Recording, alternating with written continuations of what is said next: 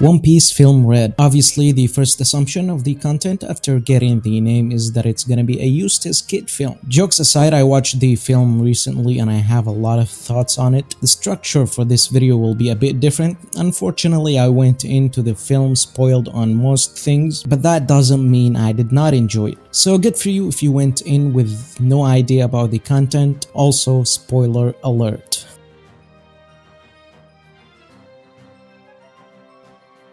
The plot is simple, but it did have some cool twists at the end. Mainly what stood out to me is the reveal of Shanks' reason to leave Elegia. Not in concept, but in presentation. From Uta's perspective, they just left, but in reality, they were crying for this farewell. It's the most One Piece moment in the film, I think. A lot of times, One Piece movies can be cringe in the sense of just telling you it's fan fiction and so out of tone compared to the One Piece we know. But this one fits Shanks' character and goes in harmony with so many iconic moments in this series, like Roger laughing or Shanks laughing in the face of the bandits after getting hit. But I'm not a fan of Tot Musica becoming a generic big boss, and on the top of that, some Demon Lord BS, which is something you see more in series like Black Clover, not One Piece. However, it did kinda make it possible to create amazing moments between characters, especially Luffy and Shanks, which I'll talk about more. With that said, the movie is more character driven than plot driven. At least that's what I felt, so the rich content will be mentioned when I get to the characters in a bit, but for now let's talk about the pacing.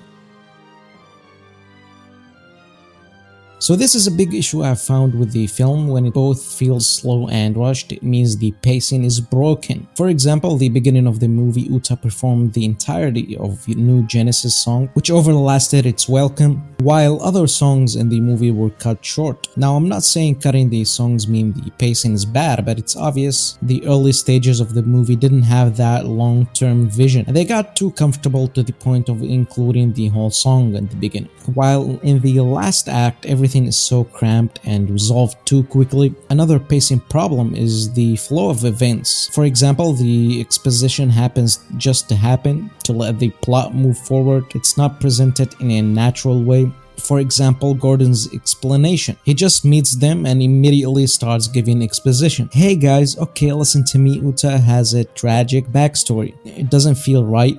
Other than that, I thought the pacing for the rest of the movie was acceptable. Now let's talk about the animation of the film, or I should say the overall visuals.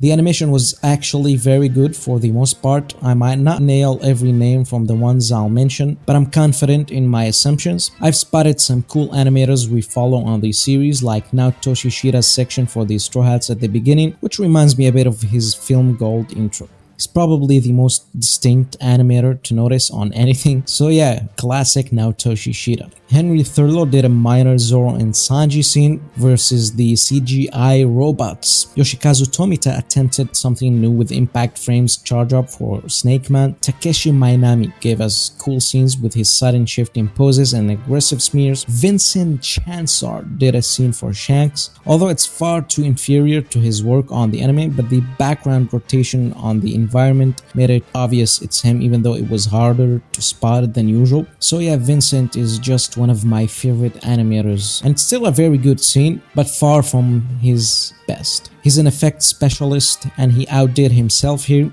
If it's really him who animated all of this, then it's probably among the top 3 scenes he delivered so far in his career. Seems he loves animating sword attacks, and he does a similar slash to the Zoro one with his amazing impact frames. Tu Young-seo, the chief animation director of the anime and the MVP of Wano, delivered what could be one of his best scenes ever, which was the final attack. His brush stroke work and the thick line art on the top of the great direction was a sight to witness. He was one of the animation directors on the film too, while handling rooftop episodes at the same time. This man is just unstoppable. Sota Shigetsugu did Sanji and Zoro action as well as other Straw Hats. This is among my favorite action in the whole movie. The CGI robots looked horrible, unfortunately, but this whole section was one of the strongest action bits of the film. The animation director was Kenji Yokoyama for it, so it's no surprise the art in this whole section was among the best. There's also some really nice character acting for Nami. I thought the peaks of the compositing were dedicated to Uta's performances. Some bits looked absurdly good, like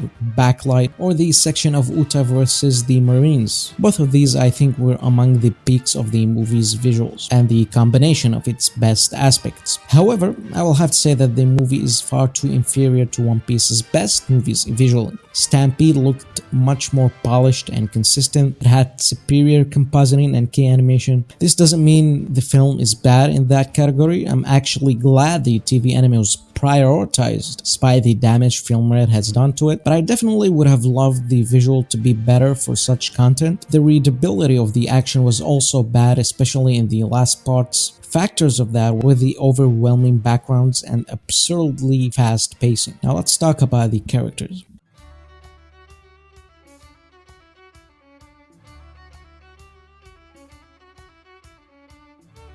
With Film Red being a character-driven movie, obviously I'm gonna start with the star of the film, Uta. Uta was a fun character. I was very negative on the film before watching because she seemed generic from design and concept. She just felt too much of a filler character and didn't blend well in a series like One Piece for me. But after watching the film, I understand why she is popular now. Uta's psychological struggles allowed her to be a very well-rounded and emotional character. And what's a better way to present her emotions other than various songs that sell her mental state so well with a godly voice? Her ideals were also interesting. She's a charming character and very different from the ones we are used to, so it was a breath of fresh air. She clears Yamato, by the way. Now the GOAT, the Chad, the guy who admirals fear, Shanks himself. I think everyone expected Shanks to have like 3 seconds and that's it in the film, but my god, Shanks was handled perfectly. We got interesting implications about his past, we got really cool action for him, and one hell of a moment at the end. Everything regarding Shanks was handled carefully and it was all very in character for him. It really felt like a dream, no pun intended. Now I won't go through every character because that's too much, but I did like how Film Red utilized the characters for the most part. Everyone played a role. Kobe was great in the film. We got interesting combo pair-ups, for example between Katakuri and Sanji, and many unexpected ones.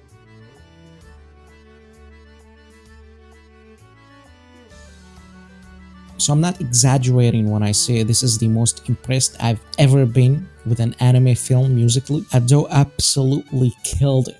She collaborated with some of the best artists and my god, it's something to witness. Hiroyuki Sawano with Tot Musica, Vaundi with Backlight. Ado's vocal range is exceptional and I'm glad I was introduced to such talent through my favorite series. Ado conveyed Uta's emotions beyond imagination. Sometimes you'd even hear the cries in her voice. Just phenomenal and probably the best anime content musically this year by far. My favorite moments of the films: number 1, Shanks and Luffy's combo. I loved that they didn't meet directly but understood what to do and felt each other's presence between two worlds. Number 2, Shanks using Conqueror's Haki to defend Uta. Number 3, Uta's final performance. This one almost made me tear up. Number 4, Uta toying with the Marines. Number 5, Shanks and his crew's farewell reveal. Number 6, Usopp and Yasopp's moment. Conclusion and rating: One Piece Film Red is unique. It's a breath of fresh air. It unfortunately has some big issues that drag it from being a contender for the best One Piece movies. It ranks probably as my 3rd favorite One Piece film currently. Overall rating 9 out of 10. Thanks for watching. My opinion may change with several rewatches. I'm planning on doing a rewatch soon. Like and subscribe. See you next